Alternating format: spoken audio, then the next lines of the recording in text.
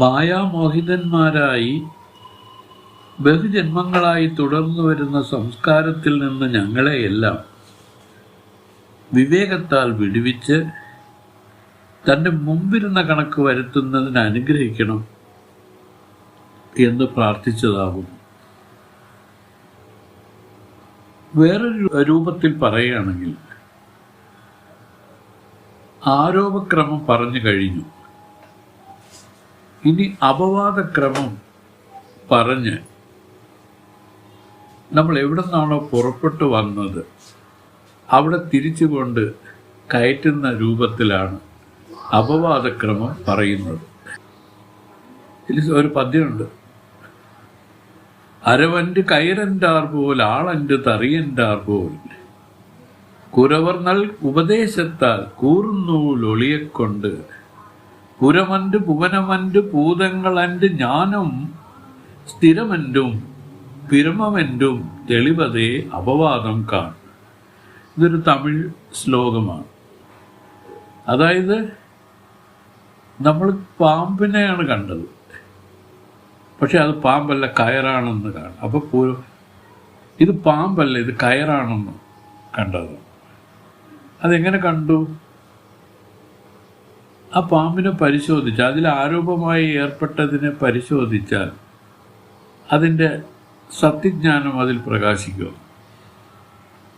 അതിൽ പരിശോധിക്കേണ്ടത് എങ്ങനെയാണ്? വിവേകം കൊണ്ട് പരിശോധിക്കണം. വിവേകത്തോടു കൂടി അതിനെ നോക്കുന്നതിനെയാണ് പരിശോധന എന്ന് പറയുന്നത്. പറഞ്ഞു കേട്ടിട്ടില്ലേ, ശിവന്റെ മൂന്നാമത്തെ കണ്ണു തുറന്നാൽ എല്ലാം ഭസ്മമായി പോകുമെന്നൊക്കെ പറഞ്ഞു കേട്ടിട്ടില്ലേ? അത് വ്യംഗ്യമായിട്ട് ഇതിനെ തന്നെയാണ് പറയുന്നത്. യഥാർത്ഥത്തിലുള്ളതിനെ മറച്ചിരിക്കുന്ന ആ ആരോപം ഇല്ലാതായി പോകുന്നതിനെയാണ് ഇങ്ങനെ പറഞ്ഞിരിക്കുന്നത്. അതാണ് ശിവന്റെ തൃക്കണ്ണ്. ഇതുപോലെ ജ്ഞാനദൃഷ്ടി കൊണ്ട് നോക്കിയാൽ വാസ്തവത്തിൽ ഉള്ളതിനെ അറിയാൻ സാധിക്കും. ദൃഷ്ടിം ജ്ഞാനമയം കൃത്വ പശ്യേ ബ്രഹ്മമയം ജഗത്. അപ്പോൾ അപവാദ വഴി ചിന്തിച്ച് ഈ കാര്യങ്ങളെല്ലാം കാരണത്തിൽ ഒടുക്കി ഈ കാര്യകാരണങ്ങളുടെ അവധി ആണ് തൻ്റെ സ്വരൂപമായിരിക്കുന്ന ആത്മാവ്. തൻ്റെ സ്വരൂപം അവധി പര്യന്തം ഈ കാര്യങ്ങൾ ഉള്ളത് വരയ്ക്കും കാരണവുമുണ്ട്. കാര്യങ്ങളില്ലെങ്കിൽ കാരണവുമില്ല. കാര്യകാരണങ്ങൾ ഒരുമിച്ച് ഇല്ലാതാകുന്നത് തൻ്റെ സ്വരൂപം. കാര്യകാരണങ്ങൾ ഒരുമിച്ച് ഇല്ലാതാകുന്നതാണ് തൻ്റെ സ്വരൂപം. ഇങ്ങനെയെല്ലാം പറഞ്ഞാലും കുറച്ച് നല്ലതുപോലെ ഉണർന്ന് ചിന്തിക്കുന്നവർക്ക്, അതുപോലെ ശാസ്ത്രനിശ്ചയമൊക്കെ ഉള്ളവർക്കാണ് ഇതിൻ്റെ അർത്ഥത്തെ ഗ്രഹിക്കാൻ സാധിക്കുന്നത്. അതുകൊണ്ട് ഒറ്റവാക്കിൽ പറഞ്ഞു തരുന്നത് കൊണ്ട് അത് നമുക്കൊരു ഇൻഫർമേഷനായി നിൽക്കുന്നു മാത്രമേ ഉള്ളൂ. മറിച്ച് നമ്മൾ ഇതിനെപ്പറ്റി നല്ലതുപോലെ ചിന്തിക്കുക, അറിവുള്ളവരെ സമീപിച്ച് ഇതിനെപ്പറ്റി തിരക്കുക, ഇതെന്താണ് എന്ന് നല്ലതുപോലെ ഏകാന്തത്തിൽ വിചിന്തനം ചെയ്ത് കഴിഞ്ഞാൽ, പറഞ്ഞല്ലോ, ഇതാണ് കർത്തൃതന്ത്രമായിട്ടാണ് നമ്മൾ തൻ്റെ സ്വരൂപത്തെ അറിയാൻ ശ്രമിക്കുന്നത്. പക്ഷേ കർത്തൃതന്ത്രം ഒരു പരിധി വരെ അങ്ങനെ നിന്നിട്ട് വസ്തുതന്ത്രമായിട്ട് ജ്ഞാനമുണ്ടാകുമെന്നാണ് ശാസ്ത്രങ്ങൾ നമുക്ക് പറഞ്ഞു തന്നിരിക്കുന്നത്. വസ്തുതന്ത്രജ്ഞാനമാണ്. ഈ ജ്ഞാനം പുതിയതായി ഉണ്ടായതല്ല. ഇത് പണ്ടേ കണക്ക്, അന്നേ അങ്ങനെ തന്നെ. അതാണ് പണ്ടേ കണക്ക് വരുവാനെന്ന് ഗുരുദേവൻ വളരെ വ്യംഗ്യമായിട്ട് പറഞ്ഞിരിക്കുന്നത്. ഇത് അതീവ രഹസ്യമായ കാര്യങ്ങളാണ്. വളരെ ലളിതമായി നമുക്ക് തോന്നുന്ന രൂപത്തിൽ ഗുരുദേവൻ ആവിഷ്കരിച്ച് വച്ചിരിക്കുന്നത്. ലളിതം തന്നെ. ആർക്ക്? ഈ ബ്രഹ്മബുദ്ധി വെച്ച് പുലർത്തുന്നവർക്ക്, ഈ ആത്മാന്വേഷികളായിരിക്കുന്ന വിദ്വാൻമാർക്ക്, നല്ല അധികാരി പുരുഷന്മാർക്ക് ഇത് ലളിതം തന്നെ. മറ്റുള്ളവരെല്ലാം വാസനാഗതമായ അർത്ഥമെടുത്ത് ഇതിൻ്റെ താല്പര്യത്തെ അറിയാതെ ഇതിൻ്റെ ഫലസിദ്ധി ലഭിക്കാതെ അവരില്ലാതായിപ്പോകും. പറഞ്ഞല്ലോ, മുമ്പ് തന്നെ പറഞ്ഞില്ലേ, കാക്കയുടെ നിറം കറുപ്പാണെന്ന് ഒരു വേദത്തിന് പറഞ്ഞു തരേണ്ട ആവശ്യമില്ല. ഒന്ന് മനസ്സിലാക്കിക്കൊള്ളുക, നമുക്ക് അറിയാവുന്ന കാര്യങ്ങളെ അല്ല ഗുരുദേവൻ പറഞ്ഞിരിക്കുന്നത്. തികച്ചും ഒരു ജീവബുദ്ധിക്ക് എടുക്കാൻ സാധിക്കാത്ത അലൗകികമായൊരർത്ഥത്തെയാണ് ഗുരുദേവൻ മനസ്സിൽ വച്ചുകൊണ്ട് ഊന്നിക്കൊണ്ട് സംസാരിച്ചിരിക്കുന്നത്, ഇങ്ങനെ പറഞ്ഞിരിക്കുന്നത് എന്ന് കരുതുക. ലളിതമെന്ന് എടുക്കാൻ പറ്റില്ല. ഒന്ന് നോക്കൂ, ഇവിടെ പറഞ്ഞത് ഒന്നുകൂടെ ഒന്ന് ദൃഷ്ടാന്തവും ദാഷ്ടാന്തവും കൂടെ ഏകീകരിക്കാനായിട്ട് ഒന്ന് ശ്രമിക്കുന്ന പക്ഷം ഈ ആഴി തന്നെയാണ് തിരയായിരിക്കുന്നത്. അപ്പം തിര ആഴിയിൽ ഉണ്ടായ ഒരു സൃഷ്ടിയാണ്. വാസ്തവത്തിൽ ഇതിനെ പരിശോധിച്ചാൽ അത് ആഴി തന്നെന്ന് അറിയുന്നതാണ് ഈ ലക്ഷ്യപ്രാപ്തി എന്ന് പറയുന്നത്. തിര രണ്ടാമതൊന്നല്ലാത്ത ആഴി തന്നെയാണെന്ന് കാണുന്നതാണ് ജ്ഞാനം. എന്താണ് ജ്ഞാനം എന്ന് പറഞ്ഞാൽ? അഭേദ ദർശനം ജ്ഞാനം. രണ്ടെന്നുണ്ടായാൽ വ്യവഹാരമുണ്ട്, രണ്ടെന്നുണ്ടെങ്കിൽ മനസ്സ് ഉദയമാകും. മനസ്സറ്റ നിർവികൽപ്പ സമാധി നില ഭംഗപ്പെടും. ഇവിടെ മനസ്സറ്റ് സമാധി ഏർപ്പെടുന്നതിലേക്കാണ് വിവേകികൾ ശ്രമിക്കേണ്ടത്. ഇതിൻ്റെ അർത്ഥം പല രൂപത്തിൽ വ്യാഖ്യാനിച്ചാലും ഇതിൻ്റെ അർത്ഥം സാക്ഷാത്കാര ജ്ഞാനമാണ്. അല്ലാതെ ഇതിന് പ്രത്യേകിച്ച് വേറെ ഒരർത്ഥങ്ങളും ഇല്ല. പിന്നെ അർത്ഥം എടുക്കുന്നതിൽ തെറ്റില്ല, കാരണം ഓരോ പൂർവപക്ഷ അർത്ഥങ്ങൾ ഇതിന് എടുക്കാം. അതെല്ലാം തന്നെ മനസ്സിനെ ക്ഷോഭിപ്പിക്കാൻ ഉള്ള രൂപത്തിലാകാതെ മനസ്സിനെ ശാന്തമാക്കി മനസ്സിനെ സത്വഗുണപ്രധാനമാക്കി ജ്ഞാനത്തെ ഉണ്ടാക്കുന്ന രൂപത്തിലേക്ക് ഇതിനെ തിരിച്ചുവിടണം. അതല്ലേ സദ്ഭാവനകളെ വച്ചു പുലർത്താൻ മഹത്തുക്കൾ പറഞ്ഞിട്ടുണ്ട്. നമുക്ക് ഭാവനകളാണല്ലോ, മനസ്സെന്ന് വെച്ചാൽ ചിന്തകളാണ്, സങ്കല്പങ്ങളാണ്.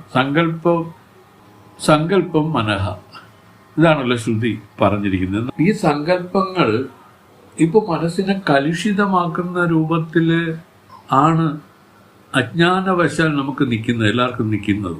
മനസ്സിനെ ശാന്തമാക്കുന്ന രൂപത്തിൽ ഈ സങ്കല്പങ്ങളെ ഉണ്ടാക്കാൻ നമുക്ക് കഴിയുന്നില്ല.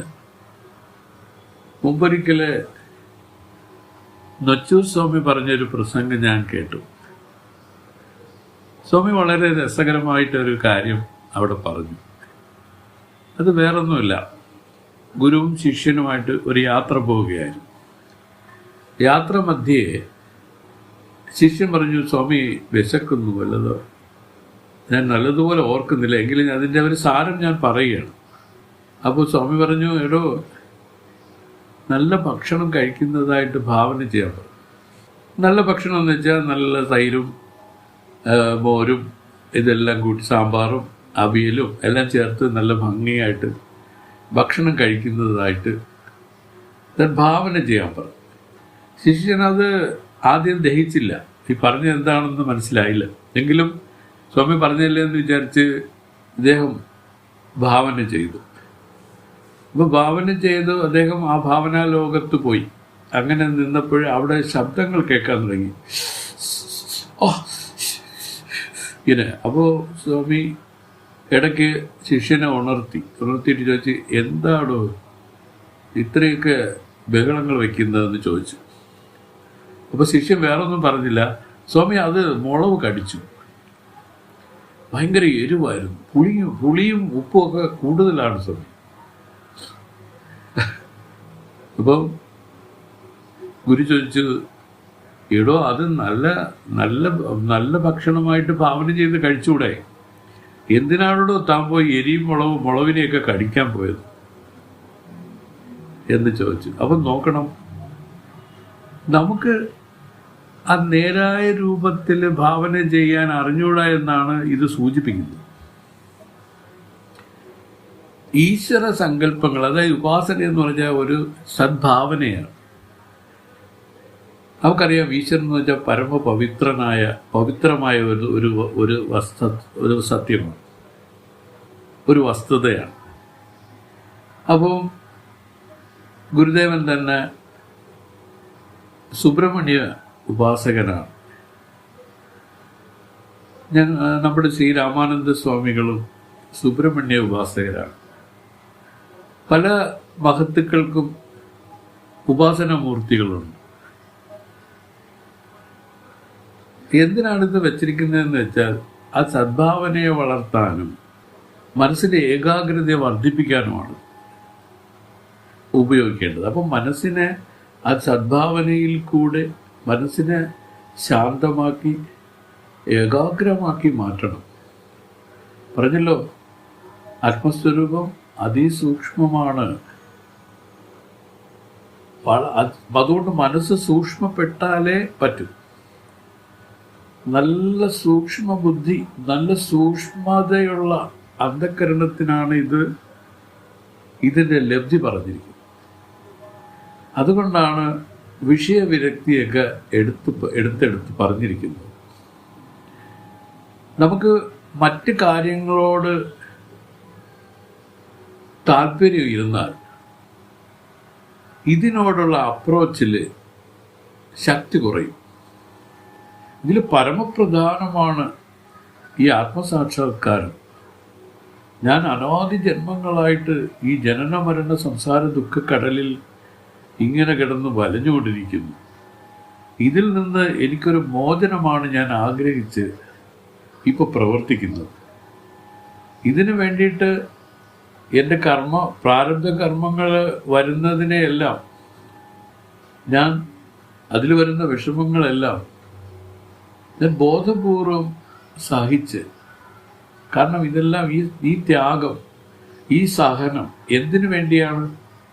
പരമപ്രധാനമായ സാക്ഷാത്കാരം ഞാൻ നേടാനായിട്ടാണ് ഇത് അനുഷ്ഠിക്കാൻ പറഞ്ഞത്. ഇങ്ങനെ അനുഷ്ഠിക്കാൻ തന്നെ പറഞ്ഞത്. ഇത് മനസ്സിലാക്കിക്കൊള്ളണം. കടുത്ത ദുഃഖാവഹமான സത്സംഗത്താൽ തൽപദം പ്രാപിച്ചിടാം ആചാര്യകാരുണ്യത്താൽ, രാമായണത്തിൽ പറയുന്നത്. അപ്പോൾ ഈ സത്സംഗം എന്ന് പറയുന്നത്, ഇത്രയും ദുഃഖാവഹമെന്ന് പറയാൻ എന്താണ് കാരണമെന്ന് ഒരുപക്ഷെ നിങ്ങൾ ചിന്തിക്കാം. കാരണം ഒരു മഹാത്മാവിനോട് നമ്മൾ അടുത്താൽ സത്സംഗം ഉണ്ടാവും. അതിന് നമുക്ക് അനുകൂലമായ കാര്യങ്ങളൊന്നുമല്ല അവർ പറയുന്നത്. ഭംഗിവാക്കുകൾ അവർ പറയില്ല. നമ്മളെ ഭംഗിവാക്കുകൾ പറഞ്ഞ് നമ്മളെ പ്ലീസ് ചെയ്യുന്നത് ഈ ലോകമാണ്. എന്തിനാണത്? എന്തെങ്കിലും കാര്യസാധ്യത്തിലേക്കാണ് ആ ഭംഗിവാക്കുകൾ പറഞ്ഞ് നമ്മളെ പ്ലീസ് ചെയ്യുന്നതെന്ന് മനസ്സിലായിക്കോളും. ഇവിടെ വേദത്തിന് നമ്മളെ പ്ലീസ് ചെയ്യാനായിട്ട് ഒരു താല്പര്യവുമില്ല. അത് ഭംഗിവാക്കല്ല പറഞ്ഞു, അത് സത്യത്തെ ബോധിപ്പിക്കുകയാണ്. ഈ ജീവൻ ഈ ജനന മരണ സംസാര ദുഃഖത്തിൽ അകപ്പെട്ടിരിക്കാനുള്ള കാരണം ഈ ലോക വിഷയങ്ങളിൽ വച്ചിരിക്കുന്ന താല്പര്യങ്ങളാണ്. ഈ താല്പര്യത്തിൻ്റെ കാരണമാണ്. താല്പര്യത്തെ എടുത്തു കളയാൻ പറയാതെ കുറച്ചുകൂടെ ഉള്ളിലേക്ക് പോയി ഈ താല്പര്യം എന്തുകൊണ്ട് ജനിച്ചു എന്ന് നോക്കിയപ്പോൾ ഇതിന് കാരണം അജ്ഞാനമാണ്. ഈ അജ്ഞാനം എന്ന് പറയുന്നത് എന്താണ്? താൻ ആ ബോധസ്വരൂപമാണ്, അഖണ്ഡ ബോധസ്വരൂപമാണെന്നത് ഉണരാതെ അതിന് വിഷയമായിരിക്കുന്ന ഈ ദേഹാദി പ്രപഞ്ചത്തിൽ ഞാനെന്നൊരു അഭിമാനം, ഇതാണ് എല്ലാ അനർത്ഥങ്ങൾക്കും ഹേതുവായിട്ട് നിൽക്കുന്നത്. ഇതിൽ നിന്ന് പരമ്പരയായിട്ടാണ് ഈ ശരീരവും ദുഃഖവും ഒക്കെ തോന്നിയിരിക്കുന്നത്. പറഞ്ഞല്ലോ, തന്നെ അറിയാതിരിക്കുന്ന തന്നെ ഉണരാതിരിക്കുന്ന നിലയാണ് അജ്ഞാനം. അതിൽ നിന്ന് അവിവേകം ഉണ്ടായി, അവിവേകത്തിൽ നിന്ന് അഭിമാനം ഉണ്ടായി, അഭിമാനത്തിൽ നിന്ന് രാഗദ്വേഷാദികളുണ്ടായി, രാഗദ്വേഷാദികളിൽ നിന്ന് കർമ്മമുണ്ടായി, കർമ്മത്തിൽ നിന്ന് ശരീരം, ശരീരമാണ് സർവ്വ ദുഃഖങ്ങൾക്കും കാരണവുമായി. ഇങ്ങനെയാണ് ദുഃഖത്തിൽ പതിച്ചിരിക്കുന്നത്. ഈ ദുഃഖത്തിൽ നിന്ന് കരകയറാനാണല്ലോ എല്ലാവരും ശ്രമിക്കുന്നത്. ഇതാണ് വേദവും പറയുന്നത്. സർവദുഃഖ നിവൃത്തി, പരമാനന്ദ പ്രാപ്തി ആണ് മോക്ഷത്തിന്റെ സ്വരൂപം. ഞങ്ങളുടെ ചിന്മയാനസ്വാമികൾ പറയും, കടപ്പുറത്തേക്ക് നടക്കുന്നവരെ സംബന്ധിച്ച് ഏറെക്കുറെ കടലുമായിട്ട് അടുത്ത് വരുമ്പോൾ ശീതളമായ ഒരു കാറ്റ് അടിക്കുമെന്നാണ്. അപ്പോൾ ഒരു തണുപ്പ് അനുഭവപ്പെടും. അതുപോലെയാണ് ഈ സർവദുഃഖ നിവൃത്തി ഇതിൽ വരുന്നത്. ഗുരുവിനെ സമീപിച്ച് ശിഷ്യൻ തൻ്റെ ദുഃഖങ്ങൾ പറയുമ്പോൾ ഗുരു പറയും, സാരമില്ല, അതെല്ലാം മാറും. നിന്റെ അജ്ഞാനം കൊണ്ടാണ് ഈ ദുഃഖം നിനക്ക് തോന്നിയിരിക്കുന്നത്. നീ ഇതിനെ വിവേകത്തോടു കൂടി നോക്കിയാൽ ഈ ദുഃഖം ഇതിൽ നിന്ന് മാറും. ആ വിവേകം ഉണ്ടാക്കി കൊടുക്കുകയാണ് ചെയ്യുന്നത്. ദുഃഖത്തെ മാറ്റുകയല്ല ചെയ്യുന്നത്. ആ വിവേകത്തെ ഉണ്ടാക്കി കൊടുക്കും. ആ വിവേകത്തോടു കൂടി നിലകൊള്ളുമ്പോൾ അവർക്ക് അവരുടെ അനുഭവമാണ് സർവദുഃഖ നിവൃത്തിയും പരമാനന്ദ പ്രാപ്തി രൂപമായിരിക്കുന്ന മുക്തി. ഇത് തൻ്റെ സ്വരൂപമാണ്. ഈ സ്വരൂപം നമുക്ക് കൈമോശം വന്നതുപോലെയാണ് ഇരിക്കുന്നതെങ്കിലും അത് കൈമോശം വന്നതല്ല. പക്ഷെ അതിന് ഉണരാൻ സാധിക്കുന്നില്ല. അതിന് രണ്ട് കാര്യങ്ങളാണ്. ഒന്ന്, സമയമില്ല. കാരണം നമുക്ക് ലോകകാര്യങ്ങളിൽ മുഴുകാനും അതിനെ സംബന്ധിച്ച് കളയാനും മാത്രമേ സമയമുള്ളൂ. നമുക്ക് തൻ്റെ സ്വന്തം കാര്യത്തിന് ചെലവഴിക്കാൻ നമ്മളെ കയ്യിൽ സമയമില്ല. ഓർക്കുക, എപ്പോൾ വേണമെങ്കിലും മരണം സംഭവിക്കും ഒരാൾക്ക്. ഭാഗവതത്തിൽ തന്നെ പറഞ്ഞ കേട്ടില്ലേ, മരണം വരുമിനി എന്ന് നിനച്ചിഹ വരുവുക സതതം നാരായണ ജയ. ഇത് മറ്റൊന്നുമല്ല ഇത് സൂചിപ്പിക്കുന്നത്. കാരണം നമുക്ക് ജനിച്ചു മരിക്കുന്നതിനിടയിൽ നമുക്ക് യഥാർത്ഥത്തിൽ സാധിക്കേണ്ടത് എന്താണ്? ഈ ലോകവസ്തുക്കളെ കരസ്ഥമാക്കി ധാരാളമാക്കി വെച്ച എത്രയോ ജന്മങ്ങൾ നമുക്ക് ജന്മങ്ങളിലൂടെ നമ്മൾ കടന്നു വന്നിരിക്കുന്നവരാണ്. അതൊക്കെ ഇപ്പോൾ എവിടെ? നമുക്ക് ധനമുണ്ട്, ബാങ്ക് ബാലൻസ് ഉണ്ട്, വസ്തുക്കളുണ്ട്, മക്കളുണ്ട്, ഭാര്യയുണ്ട്, ഇതെല്ലാം ഉണ്ടായിരുന്നു. ഇതൊക്കെ എവിടെ ഇപ്പോൾ? ഓരോ ജന്മം അവസാനിക്കുമ്പോഴും അതിൻ്റെ കണക്ക് തീരുകയാണ്. ഒരു പറയുന്നു, ഇങ്ങനെ കർമ്മങ്ങൾ പെരുക്കി ജന്മങ്ങൾ എണ്ണിയാലൊടുങ്ങാത്ത ജന്മങ്ങളെടുത്ത് ഇത്രയും ദുഃഖിക്കേണ്ട കാര്യം എന്താണ്? അതാണ് അവർ വിവേകം ഉണ്ടാക്കാൻ വേണ്ടി ആദ്യം പറയുന്നത്. വിരക്തി എന്ന് പറയുന്നത് വലിയ കഠിനമെന്ന് നമുക്ക് തോന്നിയാലും വിരക്തിയാണ് ആനന്ദം. സത്യത്തിൽ സുഖം ആർക്കാണെന്ന് ഉള്ള ഒരു പരീക്ഷണം മുമ്പ് നടന്നതിൽ ആരാണ് ഏറ്റവും കൂടുതൽ സുഖം, ആനന്ദം അനുഭവിക്കുന്നവൻ ആരാണെന്ന് ചോദിച്ചപ്പോൾ മഹത്തുക്കൾ പറഞ്ഞു, അറിവുള്ളവർ പറഞ്ഞു, ആഗ്രഹമില്ലാത്തവരാണ് ഏറ്റവും കൂടുതൽ സമ്പന്നൻ, അവർക്കാണ് സുഖം. ആഗ്രഹം ഉള്ളവൻ എന്തെല്ലാം ഉണ്ടായാലും ദരിദ്രനാണ്, അവൻ ദുഃഖിയാണ്. അപ്പൊ കേവലം ആഗ്രഹത്തെ മാത്രം ഉപേക്ഷിച്ച് കോടീശ്വരന്മാരായിരിക്കുന്നവരാണ് നമ്മുടെ മഹത്തുക്കൾ. ഞാനീ പറഞ്ഞത് നിങ്ങളൊന്ന് ആലോചിച്ച് നോക്കൂ. നാരായണ ഗുരുദേവനെ തന്നെ നമുക്കൊന്ന് പരിശോധിക്കാം. അദ്ദേഹം ഒരു അത്ര കണ്ട് വലിയ കുടുംബത്തിൽ ഒന്നുമല്ല ജനിച്ചത്. പക്ഷേ കുട്ടിയിലെ തന്നെ ഉജ്ജന്മ വാസനാവശമായിട്ട് ഈ അധ്യാത്മത്തിൽ പ്രവൃത്തി ഉണ്ടായി.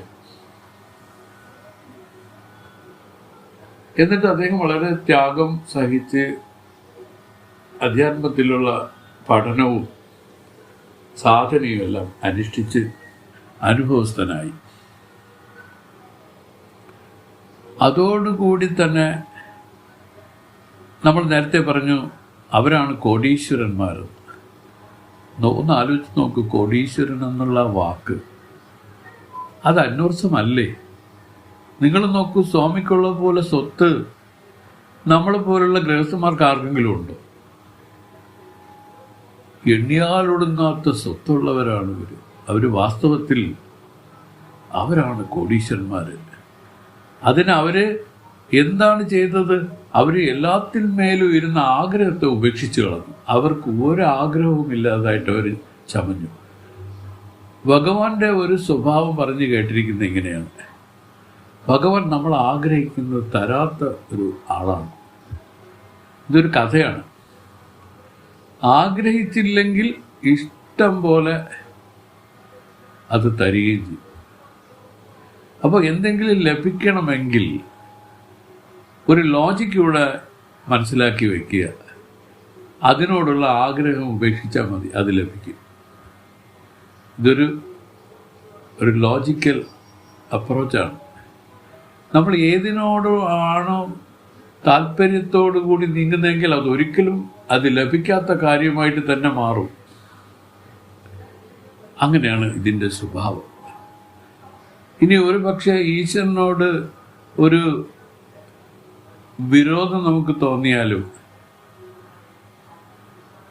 അദ്ദേഹം ചെയ്യുന്ന ഈ പ്രവൃത്തി എന്തിനാണ്? നമ്മൾ ആഗ്രഹിക്കുന്നതെല്ലാം കിട്ടിയാൽ നമുക്ക് പിന്നെ ഈശ്വരനെ വിളിക്കേണ്ട കാര്യമില്ലല്ലോ. അപ്പൊ ഈശ്വരനെ ഓർമ്മിക്കണമെങ്കിൽ കുറെ കുറവുകൾ ഉണ്ടായിരിക്കണം. ഈ കുറവുകളെ നികത്താനായിട്ടെങ്കിലും ഈശ്വരനെ സമീപിക്കട്ടെ എന്നുള്ള ഉദ്ദേശത്തിലാണ് അതെല്ലാം ചെയ്തു. എല്ലാം കരുണാപുരസരം പറഞ്ഞില്ലേ, ദണ്ഡമും കരുണയാമേ. ഈശ്വരൻ ചെയ്യുന്ന ദണ്ഡവും കരുണയായിട്ടാണ് ഇരിക്കുന്നത്. ഈശ്വരൻ കരുണാമയനാണ്. അദ്ദേഹത്തിന് ഒരു ക്രൂര മനസ്സ് ഒരിക്കലുമില്ല. എല്ലാ പ്രാണികളും ആനന്ദത്തിൽ ആറാടി ജന്മം ധന്യമാക്കട്ടെ എന്നാണ് അത് വിചാരിച്ചുകൊണ്ട് ഇതെല്ലാം ചമച്ചു വെച്ചിരിക്കണമെന്ന് ആലോചിച്ച് നോക്കൂ. നല്ല വാർദ്ധക്യമൊക്കെ ആയപ്പോഴായിരിക്കും മിക്കവാറും ഗുരുദേവൻ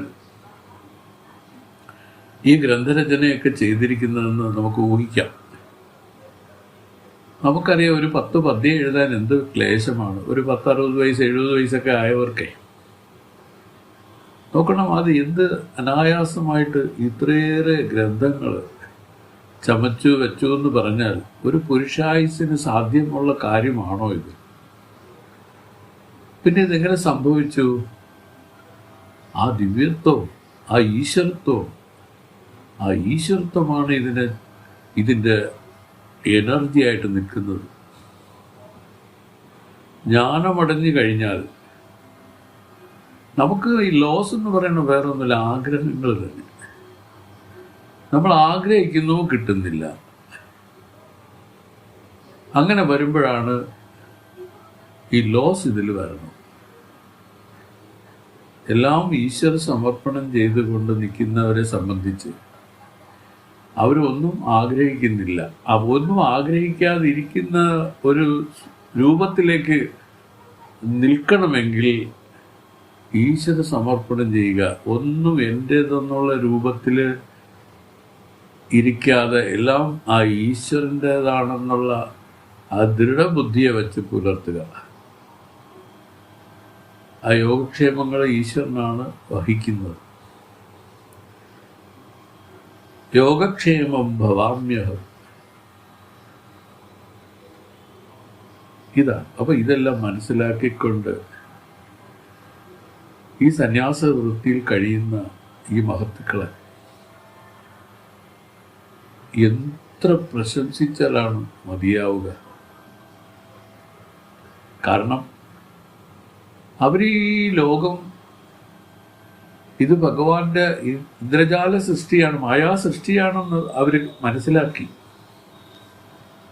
ഇതിൽ നമ്മൾ എന്തെങ്കിലും സമ്പാദിച്ചു കൂട്ടുന്നു എന്ന് പറയുന്നതൊക്കെ വെള്ളത്തിൽ വരച്ച വര പോലെ ഉള്ളൂ. ഇതൊന്നും പ്രയോജനകരമായിട്ട് ആർക്കും ഭവിച്ചിട്ടില്ല. പിന്നെ പ്രയോജനം ഉണ്ടാകുമെന്നും വെറുതെ ഒരു ഭാവന മാത്രമാണത്. അതുകൊണ്ട് കിട്ടിയിരിക്കുന്ന ആയുസ് മുഴുവനും അതിൻ്റെ ആ പ്രാണനെ ഈ ഭൗതിക നേട്ടങ്ങൾക്ക് മാത്രം ഉപയോഗിച്ച് ജീവിച്ചു പോകുന്നവരെ സംബന്ധിച്ച് അവർ എത്ര വലിയ മൂഢന്മാരാണെന്ന്, എത്ര വലിയ അവിവേകികളാണെന്ന് വേദം വിളിച്ചു പറഞ്ഞിരിക്കുകയാണ്. ഇത് മനസ്സിലാക്കുക. നമുക്കിതിൽ നിന്ന്, ഈ കുടുക്കിൽ നിന്ന് എങ്ങനെ രക്ഷപ്പെടാം? പരീക്ഷിത്ത് മഹാരാജാവ് ഒരു യൗവനയുക്തനായ ചക്രവർത്തിയാണ്. മൃഗവിനോദങ്ങളെല്ലാം ചെയ്ത് നല്ല ആനന്ദമായിട്ട് ഇങ്ങനെ ഇരിക്കുന്ന ഒരവസരത്തിലാണ് ഈ സമീക മഹർഷിയുടെ അടുത്തുപോയി ഒരു ശാപം ഏറ്റുവാങ്ങേണ്ടി വന്നത്. അതിന് കാരണമായത് വേറൊന്നുമല്ല, അദ്ദേഹത്തിന് ദാഹമുണ്ടായി. അപ്പം സമീപത്തുള്ള ഒരു ആശ്രമം കണ്ടു. അവിടെ ചെന്നു വെള്ളം എടുത്ത് കുടിക്കാമെന്ന് കരുതി ചെന്നതാണ്. പക്ഷെ അവിടെ ചെന്നപ്പോൾ ഒരു ആളവിടെ കുറ്റി പോലെ ഇരിക്കുന്നു. തന്നെ കണ്ടിട്ട് രാജാക്കന്മാരെ കണ്ട എണീറ്റ് വന്ദിക്കണമെന്നൊക്കെയാണ്. ഇനി മഹർഷിമാരാണെങ്കിലും അങ്ങനെ തന്നെ ചെയ്യണമെന്നാണ് വിധി. അപ്പൊ തന്നെ വണങ്ങാതെയും താൻ വന്നതിനെ ശ്രദ്ധിക്കാതെയും ഇരിക്കുന്ന ആ മഹർഷിയോട്, ആ സമീക മഹർഷിയോട് പരീക്ഷത്തിന് ദേഷ്യമുണ്ടായി. ഇതെന്താ ഇയാൾ എനിക്ക് എന്നെ കണ്ടിട്ട് എന്താ മൈൻഡ് ചെയ്യാതെ ഇരിക്കുന്നതെന്നുള്ള ആ വിചാരത്തിൽ. അപ്പോൾ അവിടെ ഒരു ചത്ത പാമ്പ് കിടന്ന്, ഇതൊക്കെ ഓരോ കഥയുടെ ഇതാണ്, അതെടുത്ത് കഴുത്തിൽ ചുറ്റി ഇട്ട് കൊടുത്തെന്നാണ്. എന്നുവെച്ചാൽ അദ്ദേഹത്തിൻ്റെ ദേഷ്യത്തെ അടക്കിയത് അങ്ങനെയാണ്. പക്ഷെ അവിടെ കൊണ്ട് തീർന്നില്ല. അപ്പോഴാണ് പുത്രൻ അവിടെ കടന്നു വരുന്നത്. വന്ന ഉടനെ തൻ്റെ പിതാവിൻ്റെ കഴുത്തിൽ ഇയാൾ ഇങ്ങനെ ചെയ്തിരിക്കുന്നത് കണ്ട് അദ്ദേഹത്തിൻ്റെ മകന് കലശലായ ദേഷ്യമുണ്ടായി. പെട്ടെന്ന് തന്നെ അദ്ദേഹം ഒരു ശാപം കൊടുത്തു. ആ ശാപം വേറൊന്നുമില്ല, നീ ഇന്നേക്ക് 7-ാം നാൾ സർപ്പധ്വംസനത്താൽ മരണപ്പെടുമെന്ന്. ഇതൊന്നും കേട്ടിട്ട് അദ്ദേഹത്തിന് കുലുക്കമൊന്നും ഉണ്ടായില്ല ആദ്യം. കാരണം യവനാരുടെ എന്നുള്ളതാണ്, കൊച്ചി ചെറുക്കൻ. യവനൊക്കെ എന്തോന്ന് ഇരിക്കുന്നു, ഞാൻ രാജാവാണെന്നുള്ള ഇവരറിയുന്നില്ലേ, ഞാൻ വിചാരിച്ചാൽ കപ്പഴി തന്നെ കിളച്ഛേദം ചെയ്യാൻ എനിക്ക് സാധിക്കും. പക്ഷെ എന്നാലും എന്തോ ഒരു പ്രത്യേകത അദ്ദേഹത്തിന് ഫീൽ ചെയ്തു. ഇവരെ കാണുകയും ഇവരുമായിട്ട് സംസാരിക്കുകയൊക്കെ ചെയ്തപ്പോൾ. അപ്പോഴാണ് അദ്ദേഹത്തിന് ബോധ്യം വരെയാണ്, പതുക്കെ അദ്ദേഹത്തിന് ബോധ്യം വരെയാണ് താൻ 7 ദിവസം കൊണ്ട് മരണപ്പെടും, അതെന്തായാലും ഒരു സത്യം തന്നെന്ന് അദ്ദേഹത്തിന് തോന്നാൻ തുടങ്ങി. അപ്പോഴാണ് ഏതാണ്ട് സമീപ മഹർഷി അവിടെ അദ്ദേഹത്തിൻ്റെ തപസ്സിൽ നിന്ന് ഉണരുകയും ഈ ഭാഗം കാണുകയൊക്കെ ചെയ്തു. ഇപ്പൊ രംഗം കണ്ടപ്പോൾ അദ്ദേഹത്തിന് എല്ലാം മനസ്സിലായി. അദ്ദേഹം തൻ്റെ മകനെ ശകാരിച്ചു. ചോദിച്ച ഇതാണ്, നീ എന്തിനാണ് ശപിക്കാനൊക്കെ പോയത്? ഇദ്ദേഹം രാജാവല്ലേ? രാജാവിനെ കാണുമ്പം നമ്മളെല്ലാം എഴുന്നേറ്റ് ആദരിക്കുകയും സൽക്കരിക്കുകയൊക്കെ ചെയ്യണം. ഇതാണ് നമ്മുടെ ധർമ്മം. അങ്ങനെ ഇരിക്കെ നീ ഇങ്ങനെ ചെയ്തത് ഒട്ടും ശരിയായില്ല എന്നൊക്കെ അദ്ദേഹത്തിന് പരീക്ഷിച്ച് കേൾക്കെ മകനെ ശകാരിച്ചു. എന്നിട്ട് ഒടുവിൽ പറഞ്ഞു അദ്ദേഹത്തിന് നീ ശാപം കൊടുത്തെങ്കിൽ ആ ശാപമോക്ഷവും നീ കൊടുക്കണമെന്ന് പറഞ്ഞു. അപ്പോൾ 7 ദിവസം കൊണ്ട് ഈ മരിക്കാതിരിക്കണതിന് എന്താണ് ചെയ്യേണ്ടതെന്ന് അറിവുള്ള മഹത്തുക്കളുമായിട്ട് ചർച്ച ചെയ്തു. ഇതിനിടയ്ക്ക് തന്നെ സർപ്പങ്ങളെയെല്ലാം വകവരുത്താനും പലതും ജയമേജയനൊക്കെ ചേർന്ന് ചെയ്തെങ്കിലും ആത്യന്തികമായി മരണത്തിൽ നിന്ന് രക്ഷപ്പെടാനുള്ള ഒരു ഉപായമായിട്ട് അതൊന്നും മാറിയില്ല. മരണമെന്ന് പറയുന്നത് ശരീരം പോകുന്നതല്ല, കഠിനമായി വരുന്ന ഭയം തന്നെയാണ് മരണം. ശരീരം പോകുന്ന മരണം ആരും അറിയുന്ന പോലുമില്ല. അത് ഒരു സുഷുപ്തി പോലെയാണ് എന്നാണ് പറയുന്നത്. അറിവുള്ളവർ പറയുന്നു മരണം ആനന്ദപ്രദമായ ഒന്നാണെന്നാണ്. കാരണം ഈ ഉപാധിയെ വിടുകയാണ്, ഈ ഉപാധി സംബന്ധത്തെ ഈ കെട്ട് വിടുകയാണ്. വിട്ടതോടുകൂടി ഈ ജീവൻ സ്വതന്ത്രം തന്നെയാണ്. എങ്കിലും സംസ്കാരമാറ്റം വരാത്തത് കൊണ്ട് വീണ്ടും ജനിക്കേണ്ടി വരുന്നു. എന്നാൽ ആ ജ്ഞാനസംസ്കാരം പഴകി വരുന്നവരെ സംബന്ധിച്ച് അവർക്ക് വേണമെങ്കിൽ ജനിക്കേണ്ട ആവശ്യമില്ല. പിന്നെ ജനിക്കുന്നത് എന്തിനാണ്? ആഗ്രഹങ്ങൾ സഫലീകരിക്കാനാണ്. ആഗ്രഹങ്ങൾ എന്തിനോടാണുള്ളത്? ഈ ലോകവസ്തുക്കളിൽ മേലാണ്. ഈ ലോകവസ്തുക്കളെല്ലാം കയറിൽ തോന്നിയ പാമ്പ് പോലെയും സമുദ്രത്തിൽ തോന്നിയ തിര പോലെയും മരുഭൂമിയിൽ തോന്നിയ ജലം പോലെയും മിഥ്യയാണെന്ന് കണ്ടാൽ, എന്തായാലും കയറിൽ തോന്നിയ പാമ്പ് വാസ്തവത്തിലില്ല, ഒരു തോന്നലാണ്. അതുപോലെ സമുദ്രത്തിൽ തോന്നിയ തിര, അത് ഈ പറഞ്ഞ കണക്ക് ഒരു ആരോപം തന്നെയാണ്. കാരണം സമുദ്രമേ ഉള്ളൂ. അതിൽ ഒരു നാമരൂപ സംസ്കാരത്തോടു കൂടി മറ്റൊരു ഐഡന്റിറ്റി, അതാണ് തിരയായിട്ട് നമുക്ക് കാണുന്നത്. രണ്ടെന്ന് കണ്ടാൽ ഭയമുണ്ട്. ദയാദ്വയേ ഭയം ഭവതി, ഭയമാണ് ഉണ്ടാവുന്നത്. ഈ ഭയത്തെയാണ് മഹത്തുക്കൾ എടുത്തു കളയണം. അഭയവരദഹസ്തം സർവദാ സുപ്രസന്നം, അഭയമാണ് കൊടുക്കുന്നത്. ഒരു ശിഷ്യനെ കണ്ടു കഴിഞ്ഞാൽ ആദ്യം അഭയമാണ് കൊടുക്കുന്നത്. കാരണം ഇവന്റെ ഉള്ളിലുള്ള ആ ഭയം എന്തുകൊണ്ടുണ്ടായി? രണ്ടാമത് വേറൊന്നിനെ കാണാനിടയായതാണ്. അപ്പോൾ പറഞ്ഞു കൊടുത്തു, വേറെ രണ്ടെന്നുള്ളതില്ല, എല്ലാം ഈ ഞാൻ തന്നെയാണ് സർവത്ര പരിപൂർണമായിട്ട്. ഈ ഞാൻ തന്നെയാണ് സർവത്ര കാണുന്നെങ്കിൽ അങ്ങനെയാണ്. അങ്ങനെ ഞാൻ തന്നെയാണെങ്കിൽ എന്നിൽ നിന്ന് അന്യമായിട്ട് തന്നെ ഒന്നും ഇല്ലെങ്കിൽ നമുക്കെന്താണ്? ഭയം പോയി, വ്യവഹാരം പോയി, മനസ്സെന്നുള്ള ഖ്യാതിയും വേണ്ട. മനസ്സെന്നുള്ള ഖ്യാതി ഇല്ലാതാവും. ഈ സങ്കല്പ രൂപമായിട്ട് വരുന്ന ഒരു കാര്യം ഇതിലില്ലാതാവും. അതാണ് മനസ്സറ്റ സമാധി എന്ന് പറയുന്നത്. മനസ്സെന്ന് പറഞ്ഞാൽ സങ്കല്പ വികല്പങ്ങളെയാണ്. പറഞ്ഞില്ലേ, ഈ അന്ധകരണങ്ങൾ 4 അത് മനസ്സ്, ബുദ്ധി, ചിത്തം, അഹങ്കാരം. ഇതില് ബുദ്ധിയും അഹങ്കാരവും കൂടെ ചേർത്ത് ഒന്നായിട്ട് പറയുന്നവരുണ്ട്. അതുപോലെ മനസ്സും ചിത്തവും കൂടെ ചേർത്ത് ഒന്നായിട്ട് പറയുന്ന രൂപത്തിൽ ഇത് 2ആണ്.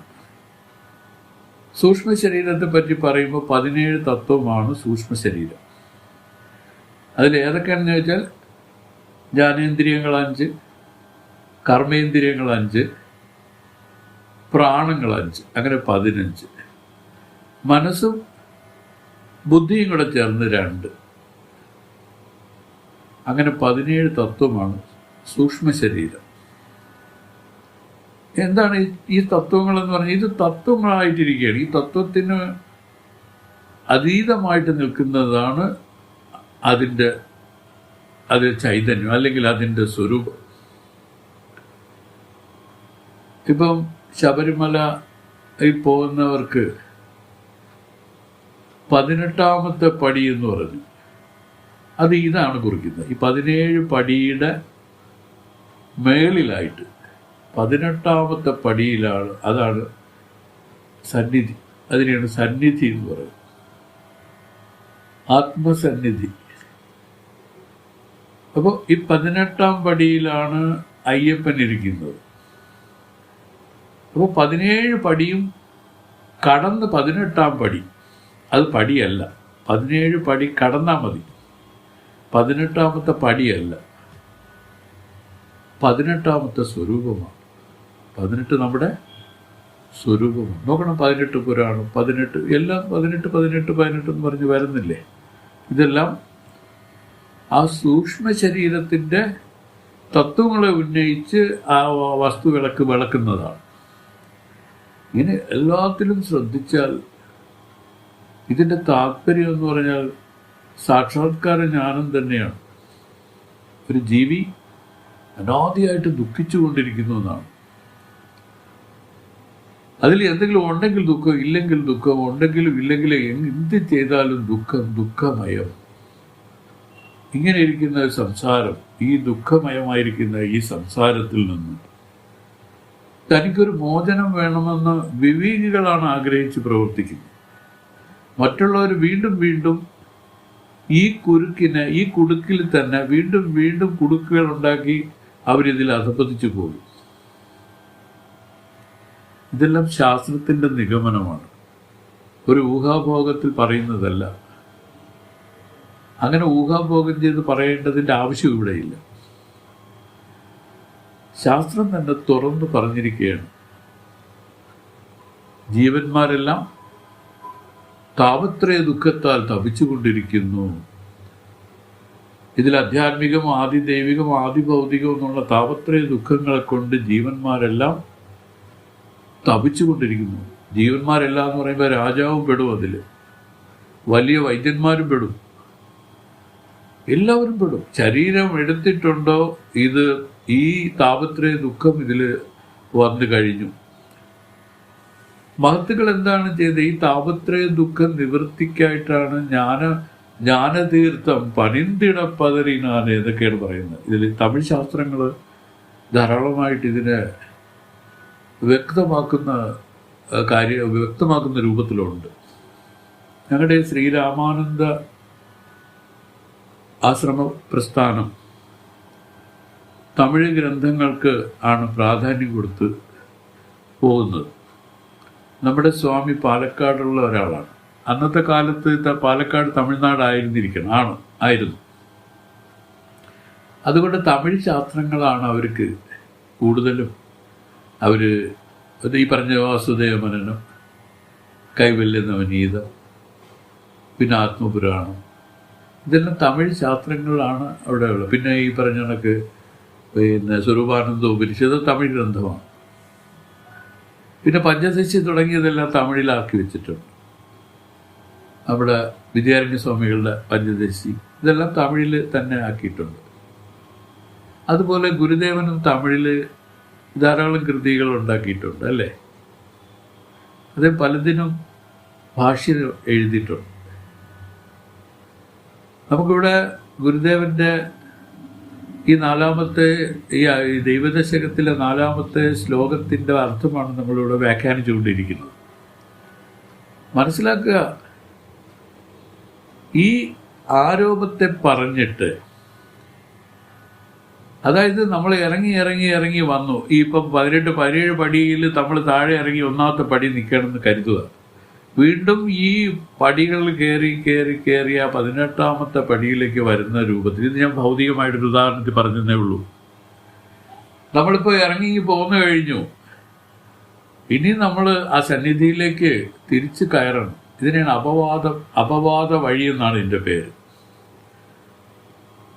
അപവാദം എന്ന് വെച്ചാൽ വേറൊന്നുമില്ല, ആരോപം വന്ന വഴി പറഞ്ഞു. ഇതാണ് സൃഷ്ടിയെ പറ്റി പറഞ്ഞു. ഈ സൃഷ്ടി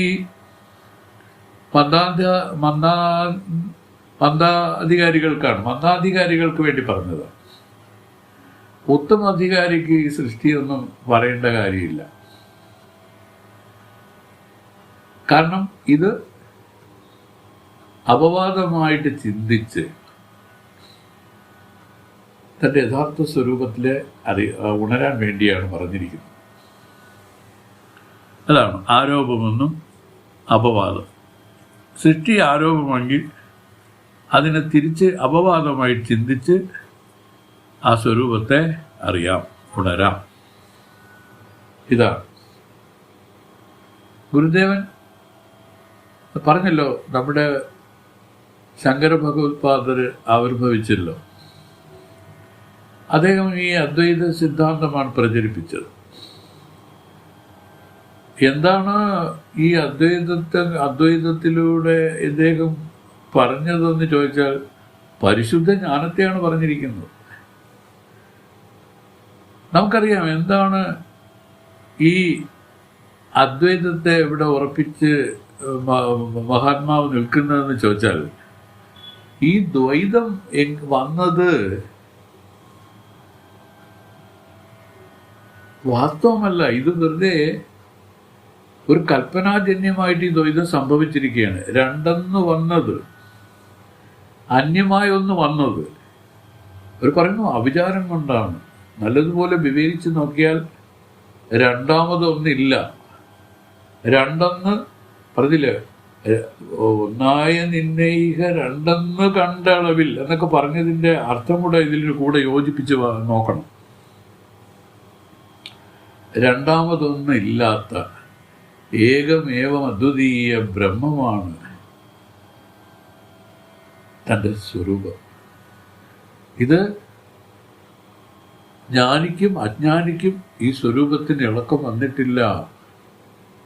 പക്ഷെ ജ്ഞാനിയും അജ്ഞാനിയും രണ്ട് രൂപത്തിലിരിക്കുന്ന ഒരാള് സ്വരൂപത്തെ ഉണർന്നു, ഒരാള് സ്വരൂപത്തെ ഉണർന്നില്ല. തൻ്റെ യഥാർത്ഥ സ്വരൂപത്തെ ഉണർന്ന ജ്ഞാനികള് തൻ്റെ ലക്ഷ്യപ്രാപ്തിയിൽ വന്നു. ഈ ജനനമരണ സംസാര ദുഃഖത്തിൻ്റെ അറുതി ഉണ്ടാക്കി. ഈ അജ്ഞാനികളെന്ന് പറയുന്നവർ തൻ്റെ സ്വരൂപത്തെ ഉണരാത്തത് കൊണ്ട് അജ്ഞാനത്തിലിരിക്കുന്നതായിട്ട് വേണം പറയാൻ. അജ്ഞാനവും ജ്ഞാനം തന്നെയാണ്. പക്ഷെ അതുകൊണ്ടൊരു പ്രയോജനമില്ല. അതുകൊണ്ട് തൻ്റെ ലക്ഷ്യപ്രാപ്തി ഉണ്ടാവില്ല. ഇത്രയേ ഉള്ളൂ. അപ്പോൾ പറഞ്ഞു മായയും നിൻ മഹിമയും. മായ എന്ന് പറഞ്ഞാൽ ഈ മായയാണ് സൃഷ്ടി. വേറൊരു രൂപത്തിലും ശാസ്ത്രങ്ങളിൽ പറയുന്നുണ്ട്. ഈ ഇന്ദ്രജാലക്കാരനും ആ ഇന്ദ്രജാല വിദ്യയും, ഇതെല്ലാം വാസ്തവത്തിൽ ഇതിൽ നിന്ന് വെളിപ്പെട്ടപ്പോൾ ഉണ്ടായ സംഭവങ്ങളാണ്. പക്ഷെ ഇത് ആ ഉള്ളിലാക്കി നിന്നാൽ ഇതെല്ലാം അഭേദമായിട്ട് താനായിട്ട് തന്നെ മനസ്സറ്റ് സമാധിയിൽ ഇരിക്കാനൊരു പ്രാപ്തി ഇതിലുണ്ട്. വാസ്തവത്തിൽ നമ്മളെല്ലാം സമാധി ഭംഗപ്പെടുന്നു എന്നാണ് പറയുന്നത്. നമ്മുടെ എല്ലാം നിർവികൽപ്പ സമാധി ബാധിക്കുന്നു. അതിന് കാരണം ഈ വിഷയാകാര വൃത്തികളാണ്. വിഷയാകാര വൃത്തിക്ക് കാരണം ഈ വിഷയത്തിൽ സുഖം ഇരിക്കുന്നു എന്നുള്ള തെറ്റിദ്ധാരണയാണ്. അവർക്ക് ഇത്രേ ചെയ്യാനുള്ളൂ, വിഷയത്തിൽ സുഖമില്ല. അത് കാര്യകാരണ സഹിതം നമ്മളെ ബോധ്യപ്പെടുത്തും. അതാണ് വിവേകത്തെ ഉണ്ടാക്കി വേദം നമ്മളെ രക്ഷിക്കുന്നു എന്ന് പറയണം. വിരക്തി നമ്മൾ ഉണ്ടാക്കേണ്ടതല്ല. തൻ്റെ സ്വരൂപത്തോട് അടുക്കുമ്പോൾ വിരക്തി താനേ ഉണ്ടാകും. തന്നെപ്പറ്റി ചിന്തിക്കുമ്പോൾ അന്യ ചിന്തകളെല്ലാം ഇതിൽ താനേ ഇല്ലാതാവും. പലരും മനസ്സിലാക്കാതെ അവർ വിരക്തി ശീലിക്കുന്നുണ്ട്. അങ്ങനെ വിരക്തി ശീലിക്കുന്നതിൽ ദോഷമില്ല, എങ്കിലും അതല്ല അതിൻ്റെ താല്പര്യം. ഇതെല്ലാം തൻ്റെ സ്വരൂപത്തെ ആരായുന്നത് വഴി ഇത് സംഭവിക്കുകയാണ്. ഈ വിരക്തി ഇതിൽ സംഭവിക്കുകയാണ്. ഇതാണ് വിവേകം, വൈരാഗ്യം, സമാധി, ഷഡ്ക സമ്പത്തി, മുമുക്ഷുത്വം. ഇത് 4 സാധനങ്ങളാണ് ഒരു മുമുക്ഷുവിന് ആവശ്യം. ഈ 4 സാധനങ്ങളോട് കൂടി വേണം ഒരു സദ്ഗുരുവിനെ സമീപിക്കാൻ എന്നാണ് വിധി. അങ്ങനെ ഈ 4 സാധനങ്ങളോട് കൂടി വരുന്ന ഒരു ശിഷ്യനെ ഗുരു സ്വീകരിക്കും. പണ്ട് പറയുന്ന കേട്ടില്ലേ, ചമത ഒക്കെ കൊണ്ടുവേണോ ഗുരുവിനെ സമീപിക്കാൻ എന്ന് അങ്ങനെ കേട്ടിട്ടുണ്ട്. ഇതുപോലെ ഭാഗവതത്തിലോ മറ്റുമൊക്കെ പറഞ്ഞ് കേട്ടിട്ടുണ്ട്. ഇത് വേറൊന്നുമല്ല, ഈ സാധനങ്ങളാണ്. അതായത് ഒരു ഗുരുവിനെ കാണാനായിട്ട് പോകുമ്പോൾ ഒരിക്കലും വെറും കൈയോട് പോകരുതെന്ന് ഒരു പറയുന്നു. ഞങ്ങളുടെ ചിന്മയാനന്ദ സ്വാമി പറയും, ഗുരുക്കന്മാരെ കാണുക, നല്ല പ്രായമുള്ള വയസ്സായ ആളുകളെ കാണാൻ പോവുക, കുട്ടികളെ കാണാൻ പോവുക, ഇങ്ങനെയൊക്കെ പോകുമ്പോൾ വെറും കൈയോട് പോകരുതെന്നാണ്. എന്തെങ്കിലും ഉപഹാരങ്ങളുമായിട്ട് പോകാവൂ. അതൊരു വിധിയാണ്. പ്രത്യേകിച്ച് ഗുരുക്കന്മാരെ കാണാൻ പോകുമ്പോൾ വെറും കൈയോട് പോകരുത്. അപ്പോൾ ഇവിടെ ഈ പറയുന്ന ചന്ദനവും കർപ്പൂരവും ചാപ്രാണി തിരിയോ അതൊന്നും അല്ല ഇവിടെ ഉദ്ദേശിക്കുന്നത്. ഇവിടെ ഉദ്ദേശിക്കുന്നത് ഈ 4 സാധനങ്ങളെയാണ്. ശുഗബ്രഹ്മർഷി അദ്ദേഹത്തിൻ്റെ കുട്ടിക്കാലത്ത് ശുഗനായിട്ടിരുന്ന കാലത്ത് വ്യാസഭഗവാൻ ധാരാളം ഉപദേശിച്ചു തൻ്റെ പുത്രനായ ശുഗനെ. അപ്പോൾ ഉപദേശിക്കുന്നതെല്ലാം മനസ്സിലാക്കി വളരെ ഭയങ്കര മാഗ്നറ്റ് ബുദ്ധിയായിരുന്നു. അതുകൊണ്ടെല്ലാം കാണാതെ അറിയാം. പണ്ട് എഴുതി വെക്കുന്നതല്ലല്ലോ, എല്ലാം ശ്രുതിയാണ്. പറഞ്ഞു കൊടുക്കുക, അപ്പോൾ തന്നെ ബൈഹാർട്ട് ചെയ്യും എല്ലാം. ഈ കുട്ടിക്കെല്ലാം കാണാതെ പോലെ അറിയാം. അപ്പോൾ വ്യാസന് ചോദിക്കും, മോനെ നിനക്കത് മനസ്സിലായോ? മനസ്സിലായച്ചാ, നല്ലതുപോലെ മനസ്സിലായി. നീ അത് നല്ലതുപോലെ ചിന്തിച്ചാ, നല്ലതുപോലെ ചിന്തിച്ചു. പക്ഷെ ഈ കുട്ടിക്ക് അതിൻ്റെ താല്പര്യം ഒന്ന് ബോധിപ്പിക്കാൻ വ്യാസഭഗവാൻ നല്ല കിണഞ്ഞ് പരിശ്രമിച്ചു, സാധിച്ചില്ല. അപ്പോൾ വ്യാസഭഗവാന് തന്നെ തോന്നി, ഈ കുട്ടിയെ ജനക മഹാരാജാവ്, അന്ന് ജനകൻ ജ്ഞാനവാനായിട്ടിരിക്കുന്ന സമയമാണ്, ജനക മഹാരാജാവിന് എടുത്തു പറഞ്ഞുവിടാം, അദ്ദേഹത്തിലൊന്ന് ഉപദേശമാകട്ടെ എന്ന് വ്യാസർക്ക് തോന്നി. അങ്ങനെ കുട്ടിയെ വ്യാസഭഗവാൻ ജനക മഹാരാജാവിൻ്റെ സമീപത്തേക്ക് പറഞ്ഞു വിട്ടു. ഒരുപക്ഷെ നിങ്ങൾക്ക് ഈ കഥ അറിയായിരിക്കും, നേരത്തെ മുമ്പൊക്കെ ഞാൻ പറഞ്ഞിട്ടുമുണ്ട് ഇതിൽ. അപ്പോൾ അവിടെ ചെന്ന് 2 ദിവസമൊക്കെ അവിടെ ജനക മഹാരാജനെ കാണാനായിട്ടൊക്കെ കാത്തു നിന്നു എന്നൊക്കെ പറഞ്ഞ് ധാരാളം കാര്യങ്ങളുണ്ട്. ആയിരിക്കട്ടെ, ഒടുവിൽ അദ്ദേഹത്തെ കണ്ടു. ഉടനെ അദ്ദേഹം ചോദിച്ചു, നീ എന്തിനാണ് ഇവിടെ വന്നതെന്ന് ചോദിച്ചു. അപ്പോൾ പറഞ്ഞു, ഞാൻ ബ്രഹ്മവിദ്യ പഠിക്കാനാണ് വന്നതെന്ന് പറഞ്ഞു. അപ്പോൾ ചോദിച്ചു, ഈ ബ്രഹ്മവിദ്യ നിന്റെ അച്ഛനറിയാമല്ലോ, എന്താ നീ നിന്റെ അച്ഛനിൽ നിന്ന് പഠിക്കാത്തത്? നിന്റെ അച്ഛൻ അറിഞ്ഞൂടെ? അപ്പോൾ പറഞ്ഞു, അച്ഛൻ തന്നെയാണ് അങ്ങേ വന്ന് കാണാൻ പറഞ്ഞു വിട്ടതെന്ന് പറഞ്ഞു. അങ്ങനെ പല രൂപത്തിലും ചോദ്യങ്ങളെല്ലാം ചോദിച്ചതിന് ശേഷം അദ്ദേഹം ചോദിച്ചു, ശരി ഇരിക്കട്ടെ, എന്താണ് നീ എനിക്ക് കാണിക്കയായിട്ട് കൊണ്ടുവന്നതെന്ന് ചോദിച്ചു.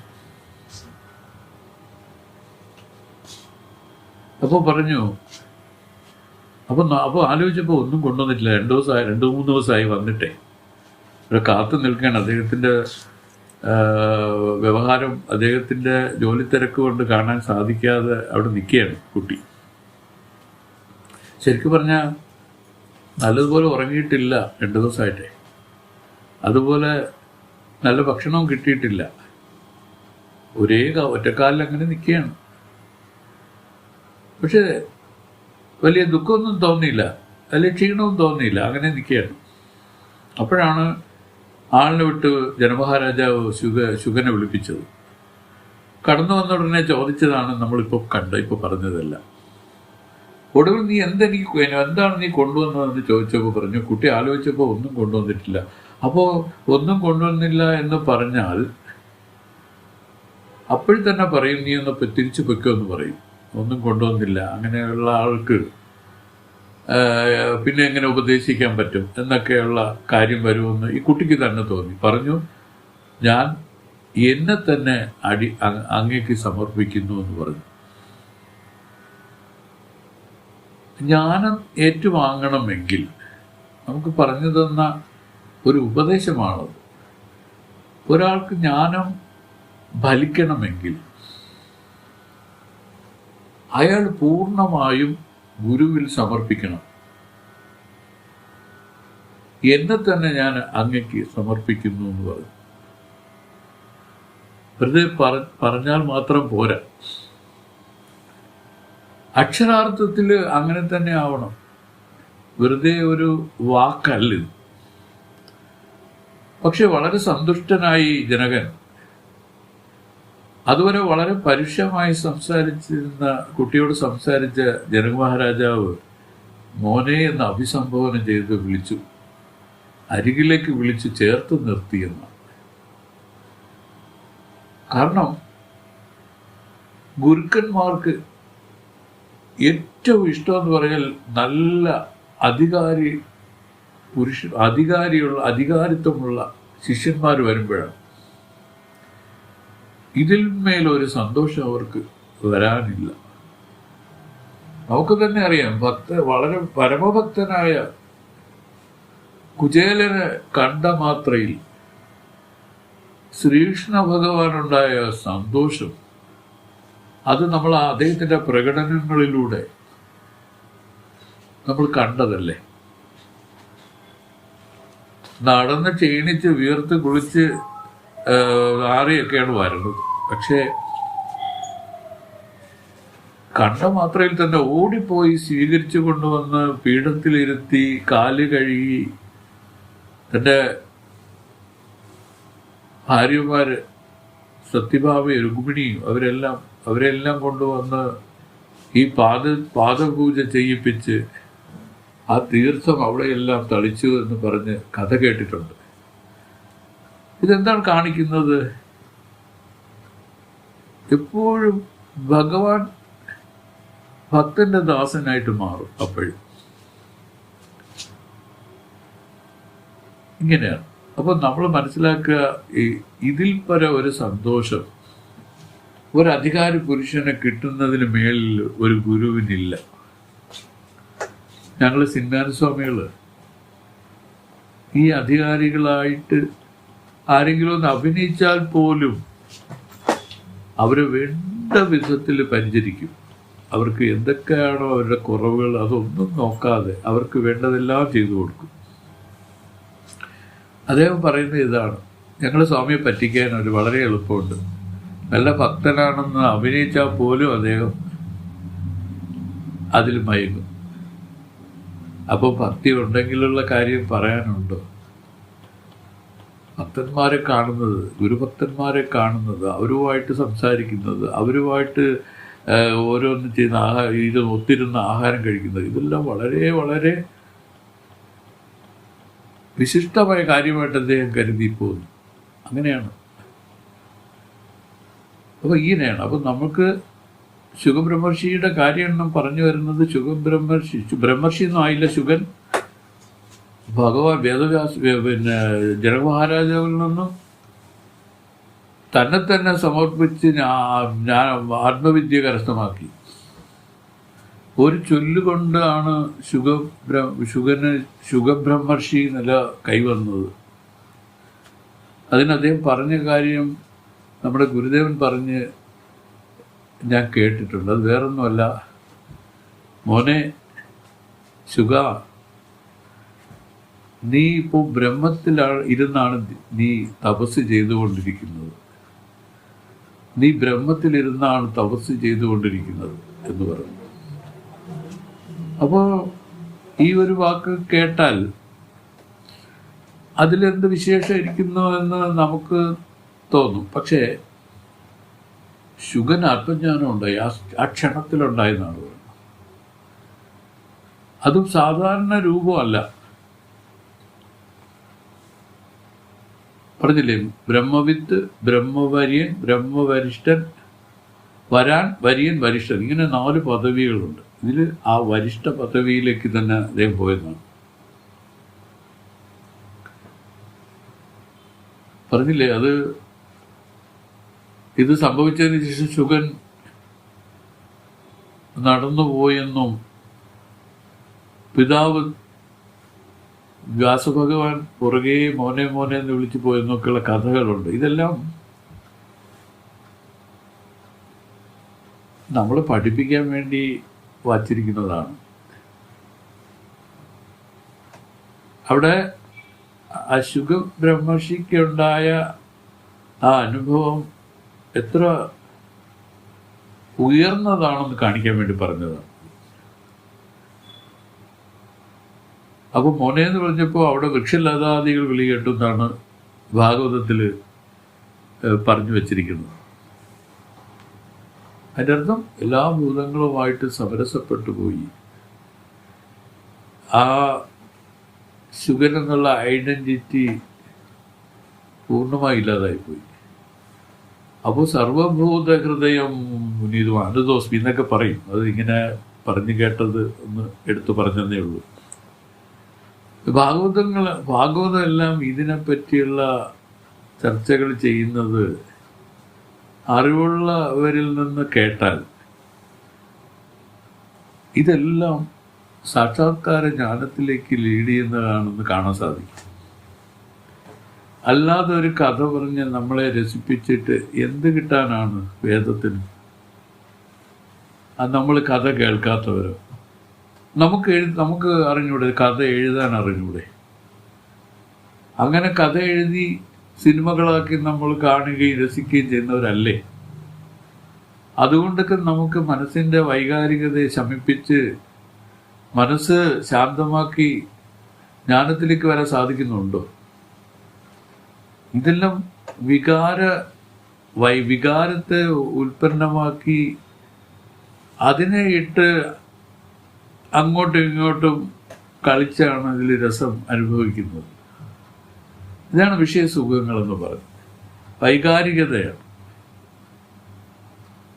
ഇതല്ല ആത്മസുഖം എന്ന് പറഞ്ഞാൽ. ഇതല്ല, തികച്ചും അലൗകികമാണ്. ഈ ആനന്ദത്തിൽ ആണ് ശുഗൻ അവിടെ നിന്ന് ഒഴുകിയതാണ്, നടന്നതല്ല. ഒഴുകി മാറിയതാണ്. ഇത് പോകുന്ന വഴിക്ക് ഉണ്ടായ കാര്യങ്ങളെല്ലാം നിങ്ങളൊന്ന് അവളിൽ നോക്കിയാൽ മനസ്സിലാവും. ആ ഭാഗവതം ഒന്ന് ശ്രദ്ധിച്ചാൽ മനസ്സിലാവും. ഇതാണ് ഇതിൻ്റെ അനുഭവം. ഈ അനുഭവമാണ് തുച്ഛമായ ഈ വിഷയസുഖങ്ങൾക്ക് വേണ്ടി നമ്മൾ ഇതിനെ തൊലച്ച് നശിപ്പിച്ചിരിക്കുന്നു. നമ്മുടെ സ്വാമി പറയും, ജീവിതത്തിൽ ഒരു പുരുഷൻ അനവധി സുഖങ്ങൾ അനുഭവിക്കുന്നുണ്ട്. അത് എല്ലാവർക്കും സുപരിചിതമായ പല കാര്യങ്ങളും അനുഭവിക്കുന്നുണ്ട്. പക്ഷേ ഇതാണ് അനുഭവിക്കേണ്ട സുഖം. ഇതാണ് ആനന്ദം. ബ്രഹ്മാനന്ദം പരമസുഹൃതം കേവലം ജ്ഞാനമൂർത്തിം വിശ്വാതീതം ഗഗനസദൃശം തത്വമസ്യാദിലക്ഷ്യം ഏകം നിത്യം വിമലമചലം സർവധീ സാക്ഷിഭൂതം ഭാവാതീതം ത്രിഗുണരഹിതം ശ്രീ സദ്ഗുരും ത്വം നമാമി. ഈ പദ്യങ്ങളൊക്കെ നമ്മൾ കേട്ടിട്ടുണ്ടല്ലേ. പരമസുഹൃതമാണ് ബ്രഹ്മാനന്ദം. നമുക്ക് സുഷുപ്തിയിൽ ഈ ബ്രഹ്മാനന്ദ അനുഭവം ഉണ്ട്. പക്ഷേ അവിടെ അനുഭവം ഉണ്ടെന്ന് പറയാനേ പറ്റുള്ളൂ. നമുക്ക് ആ സമയത്ത് നമുക്ക് മൂഢതയിലായിപ്പോയി, മനസ്സ് ഒക്കെ മൂഢതയിലായിപ്പോയി.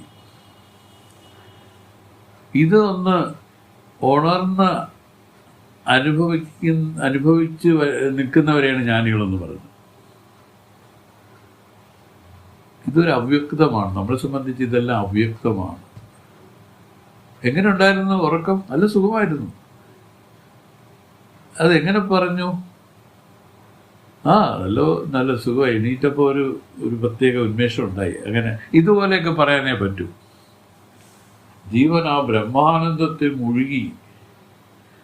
ഇതിനെ ബോധപൂർവം ജ്ഞാനത്തിലൂടെ അറിയാം. അങ്ങനെ ഒരു അനുഭവം ഉണ്ടായിക്കഴിഞ്ഞാൽ പിന്നെ ഈ തുച്ഛമായ സുഖങ്ങളിൽ ഒന്നും ഈ മനസ്സ് പോവില്ല. പിന്നെ അതോടുകൂടി മനസ്സെന്ന ഖ്യാതിയില്ലാതായി. ആനന്ദകരം പ്രസന്നം ഈ രൂപത്തിലേക്ക് മാറും. ഇത് അതിശയോക്തി അല്ല പറയുന്നത് കേട്ടോ. റിയലായിട്ടുള്ള ശാസ്ത്രങ്ങളുടെ നിശ്ചയങ്ങളെ നമ്മുടെ ഗുരുദേവനും കൂടെ പറഞ്ഞത് കേട്ട് ചെറിയ ചെറിയ അനുഭവത്തിലൂടെയും കൂടെയാണ് പറയുന്നത്. അത് മനസ്സിലാക്കുക. ഇതാണ് നാലാമത്തെ പദ്യം കൊണ്ട് ഗുരുദേവൻ അർത്ഥമാക്കുന്നതെന്ന് കരുതാം. ആഴിയും തിരയും കാറ്റും ആഴവും പോലെ ഞങ്ങളും മായയും നിൻ മഹിമയും നീയും എന്നുള്ളിലാകണം. ഇതെല്ലാം വെളിപ്പെട്ട് അന്യമായിട്ട് നിന്ന് വ്യവഹാരത്തെ ഉണ്ടാക്കുന്ന രൂപത്തിലാകാതെ ഇതെല്ലാം ആ കാരണത്തിൽ ഒടുങ്ങി അടവിനിൽ ഒടുക്കിക്കാൺപത് അപവാദ ഉപായമാമേ. ഇതാണ് ശ്രുതി പറയുന്നത്. ഇങ്ങനെയാണ് ശ്രുതി ഇതിനെപ്പറ്റി പറയുന്നത്. ഇത് അടവിനിൽ ഒടുക്കിക്കാൺപത്, ഇത് അതിൻ്റെ ബ്രഹ്മത്തിൽ തന്നെ ഒടുക്കി ഇരിക്കുന്ന ഒരു നിലയാണ് അപവാദ ഉപായമെന്ന് പറഞ്ഞിരിക്കുന്നത്. അങ്ങനെ ഇരുന്ന് പ്രാരബ്ധം അനുഭവിച്ച് ധന്യരായവരാണ് നമ്മുടെ മഹത്തുക്കൾ. ഗുരുദേവനെല്ലാം അതിൽ ഉയർന്ന പദവിയിൽ വിരാജിച്ചവരാണ്. അതുകൊണ്ടാണ് ഇതിനെല്ലാം സുലഭമായിട്ട് പറഞ്ഞു തരാൻ സാധിച്ചത്. നമ്മൾ മനസ്സിലാക്കുക. ഓം ശ്രീ സദ്ഗുരു ചരണാരവിന്ദഭ്യം നമഃ.